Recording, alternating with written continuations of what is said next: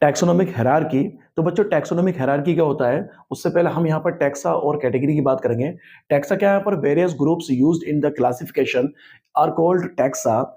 जैसे कि आप देखेंगे यहाँ पर एक मेमेलिया है, मेमेलिया एक टैक्सा होता है जिसमें सभी मेमल्स को इंक्लूड किया गया है। इसी तरीके से आप देखें कैटेगरी है यहाँ पर, तो a rank in the biological classification system is called as the category, such as kingdom, phylum, ठीक है, क्लास, ऑर्डर, ये सारे यहाँ पर ये कैटेगरी होती है।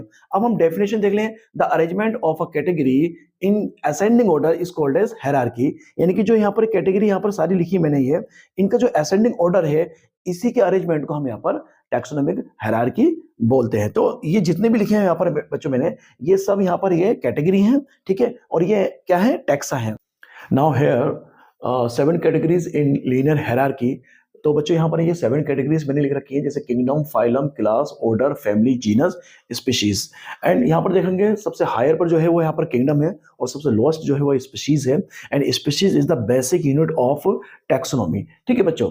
तो जब हम यहाँ पर आप देखेंगे when we go higher from species to kingdom, यानी कि जब हम स्पीशीज से किंगडम की तरफ को बढ़ते हैं, ठीक है, तब यहाँ पर जो कॉमन कैरेक्टरिस्टिक्स हैं उनमें डिक्रीजमेंट देखने को मिलता है। लेकिन जब हम किंगडम से स्पीशीज की तरफ को आते हैं, लोअर साइड में आते हैं, तब हमें कॉमन कैरेक्टरिस्टिक्स में इंक्रीजमेंट देखने को मिलता है, ठीक है। तो यहाँ पर ये क्वेश्चन ये नीट में बहुत अच्छे से बनता है।